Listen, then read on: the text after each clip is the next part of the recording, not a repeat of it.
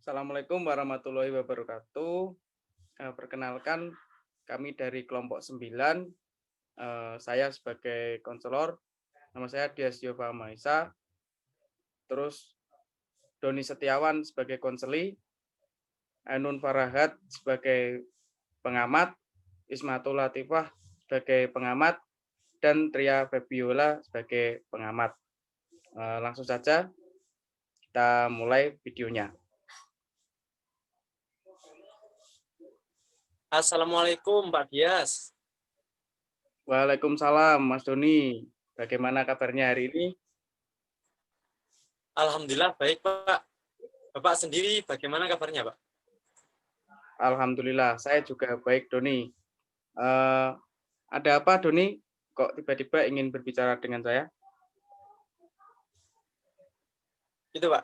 Jadi begini Pak, akhir-akhir ini tugas-tugas saya itu semakin menumpuk Pak. Terus juga ditambah dengan kegiatan organisasi saya yang juga banyak Pak saat ini.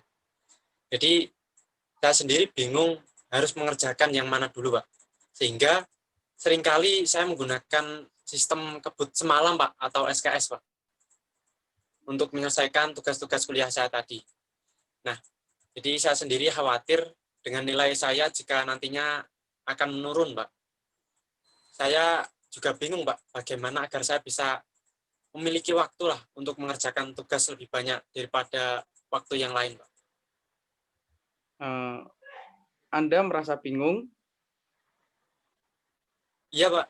Saya bingung bagaimana caranya mengatur waktu, Pak, atau memanage waktu agar saya bisa mengerjakan tugas dengan baik, tetapi kegiatan organisasi saya juga berjalan, Pak, tanpa harus mengganggu waktu mengerjakan. Intinya, kamu terlalu banyak mengerjakan tugas organisasi sehingga kamu kekurangan waktu untuk menyelesaikan tugas-tugas kuliahmu. Iya, benar, Pak. Tambah lagi, akhir-akhir ini tugas kuliah saya menumpuk, Pak. Jadi saya juga bingung sekali lah, Pak, harus mengerjakan yang mana lah. Oh, eh, dari cerita yang kamu ceritakan tadi, dapat saya tarik kesimpulan bahwa kamu kurang bisa mengelola diri dalam pengaturan waktu, antara waktu mengerjakan tugas dan waktu kegiatan organisasi, sehingga kamu khawatir dengan nilai akhirmu nanti. Benar, gitu. Iya, benar sekali, Pak.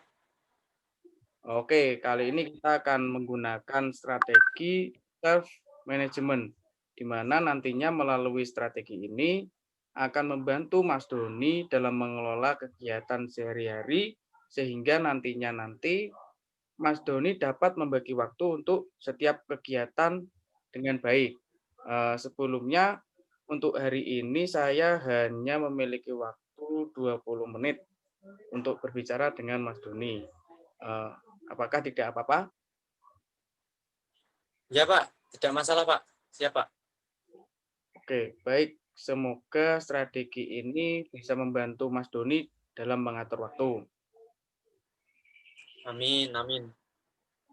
Oke, baik. Sekarang saya ingin Mas Doni menuliskan kegiatan sehari-hari dalam selembar kertas. Tulis apa saja yang sudah Mas Doni lakukan dalam satu hari ini. Jika sudah, silahkan difoto terus dikirimkan melalui WA saya. Apakah Mas Doni bisa? Baik, Pak. Saya akan menulisnya ya, Pak. Ya, Sebentar. silahkan.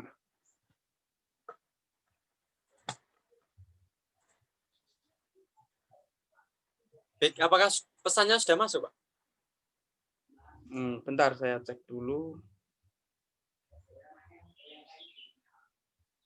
Oh, sudah. Sudah masuk Mas Doni. Sebentar saya mau membacanya dulu ya. Baik, Pak.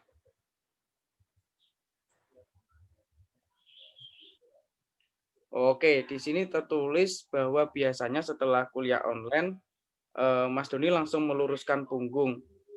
Nah, ini apa ini maksudnya kalau boleh saya tahu? Oh, itu maksudnya rebahan, Pak, saya, Pak. Tidur-tiduran gitu, Pak. Oh, oh rebahan lagi. Nah, lalu rebahan ini sampai sore, lalu mandi dan sholat asar. Iya, Pak, betul, Pak. Lalu setelah sholat maghrib biasanya ada rapat malam.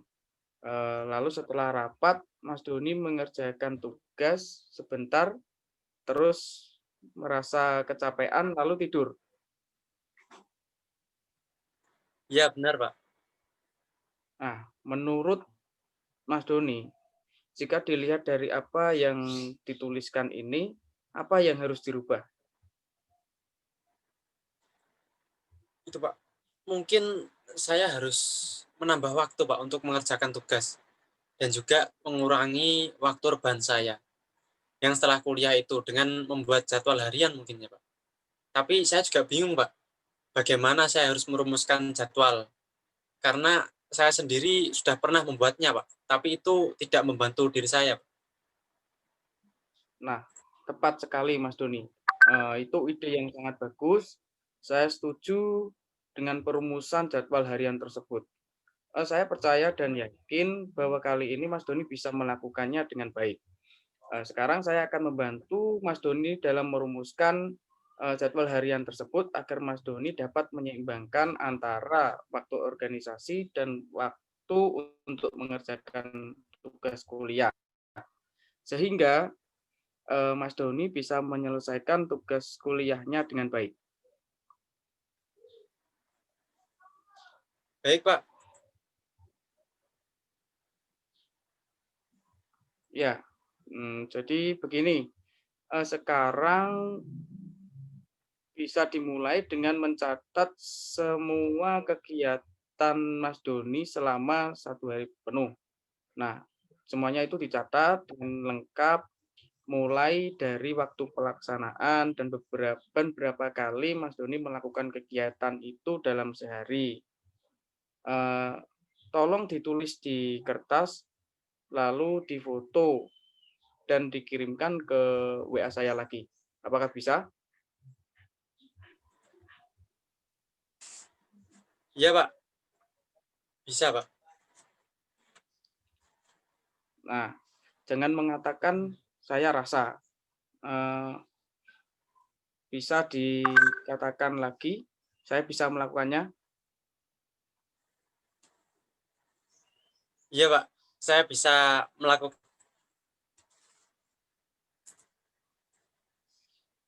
Baik.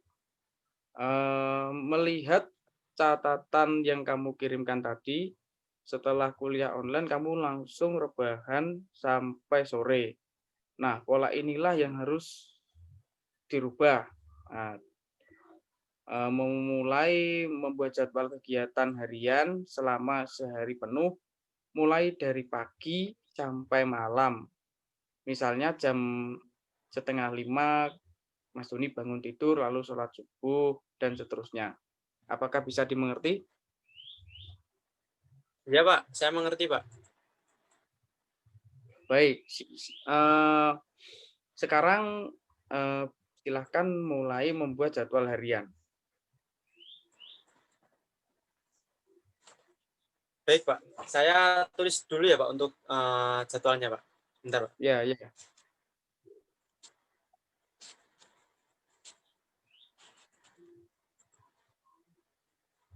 Baik, Baik, sudah, Pak. kalau sudah silakan difoto dan dikirimkan di WA saya.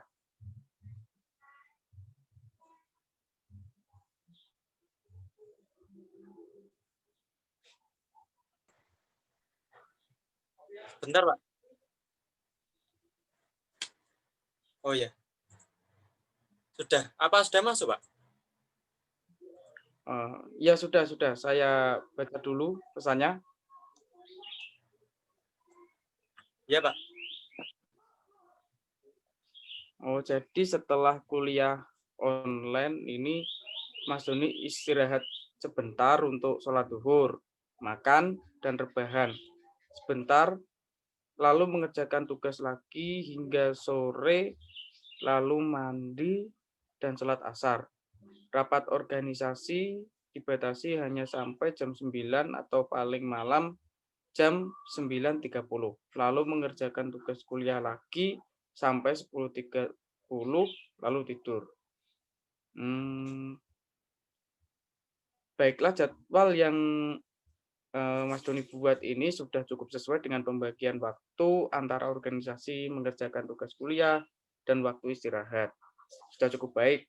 Selanjutnya, kita akan menyusun konsekuensi apabila Mas Doni melanggar jadwal yang sudah kita rumuskan ini tadi.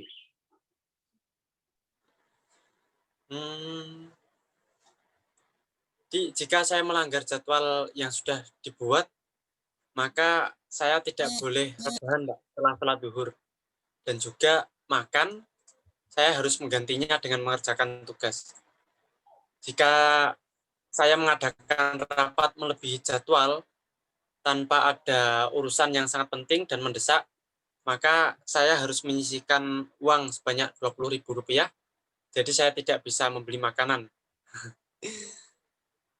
Jika saya bisa melakukan jadwal harian dengan baik dan nilai akhir saya tidak menurun, maka saya akan liburan ke tempat dingin, Pak, semester depan, atau ke puncak lebih baik, Pak. Oke, Mas Doni sudah membuat konsekuensi atas pelanggaran dan keberhasilan dari jadwal harian yang dibuat tadi. Saya yakin Mas Doni bisa melakukan dengan baik dan Mas Doni akan jujur atas apa yang sudah Mas Doni lakukan. Saya akan berusaha, Pak. Baik, selanjutnya saya minta Mas Doni mencatat apakah Mas Doni melakukan jadwal harian yang sudah dibuat dengan baik dan melaporkannya kepada saya. Apakah bisa? Bisa, Pak. Saya akan meminta bantuan kakak saya, Pak. Jika saya terlalu banyak waktu untuk rebahan, dan minta bantuan kepada teman saya jika saya melebihi waktu untuk rapat organisasi tadi, Pak. Oh, oke, baik sekali. Jika sudah selesai, apakah bisa kita akhiri obrolan kita pada hari ini? Iya, Pak, bisa, Pak. Kebetulan saya harus segera menyelesaikan tugas hari ini, Pak. Oke, baik kalau begitu semangat untuk melaksanakan jadwal hariannya. Saya akhiri sampai di sini. Wassalamualaikum warahmatullahi wabarakatuh. Ya, terima kasih banyak, Pak Dias. Waalaikumsalam warahmatullahi wabarakatuh.